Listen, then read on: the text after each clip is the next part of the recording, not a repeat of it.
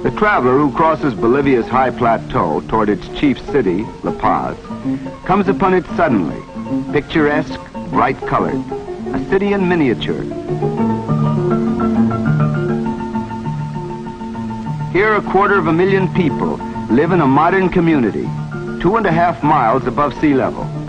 La Paz is the highest big city in the world, higher even than Lhasa in Tibet. Thin, cold air, the people of La Paz are well adjusted, although living so high does make a difference, even in people who were born to it.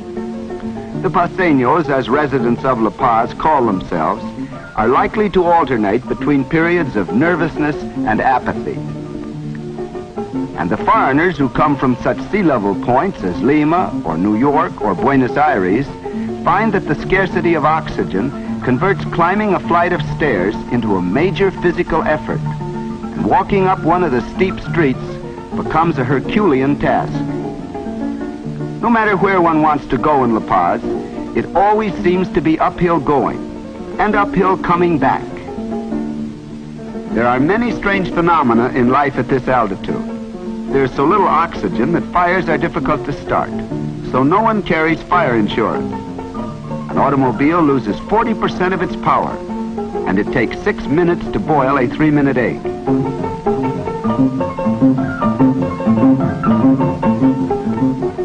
The heart of old La Paz is in the Plaza Murillo, where it is said that the first cry of rebellion against Spanish rule arose in 1809. On the great square is the handsome cathedral, one of the largest in the world, where 12,000 people may worship together. Around this plaza are the principal government buildings, for in La Paz are the executive and legislative branches of the government. The Supreme Court, however, meets in Sucre. The Indians of this region, from the high plateau above the city and the luxuriant Yungas valleys beyond the mountains to the east, are notoriously bad city dwellers. They do, however, come into market on weekends. Then the city is alive with these strange and quiet people.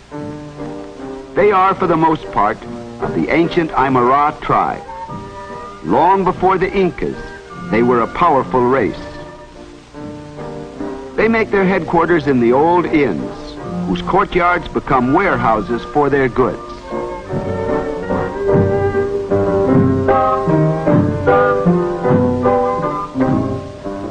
In the market, they eat the white hot and high-smelling picante. This may be a stew with meat, potatoes, and corn, or roast meat served alone, flavored with pepper and garlic.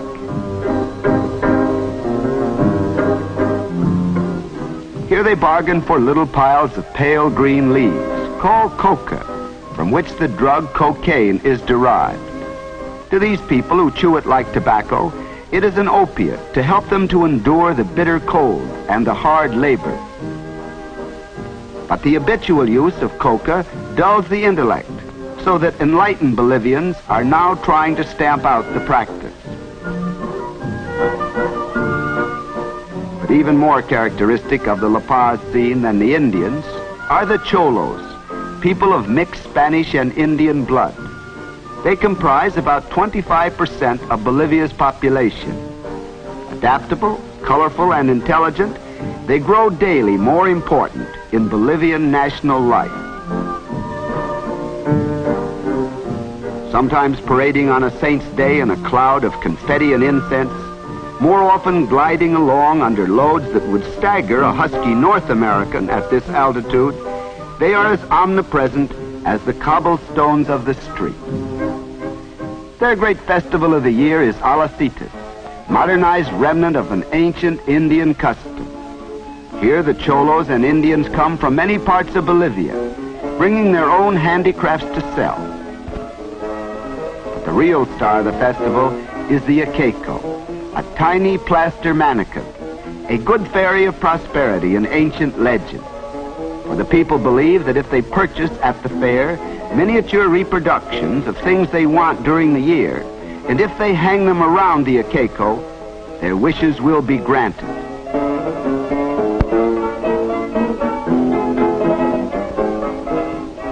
Tiny bags of rice and coca, new shoes, wedding rings, toy horses, trucks, and gaudy new apartment houses all surround the Akeko.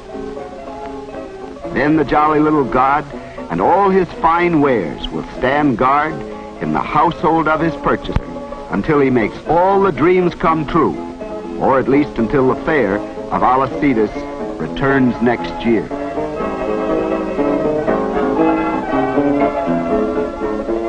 Alacitas brings out the Chola of La Paz in her full glory. Vain of her costume and person, she may spend a month's income on a pair of earrings, she is still a practical businesswoman, a hard-headed shopkeeper. She is an extravagantly loving mother. A Chola without a baby on her back is hardly a complete Chola.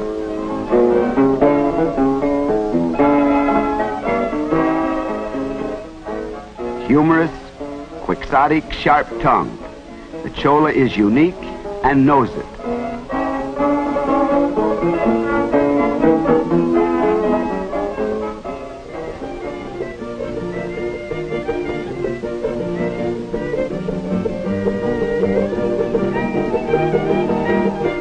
During the 3 days of Alacitas, troops of dancers and musicians dance down the narrow cobbled ways into the patios to play their strange tunes and to perform their gay dances.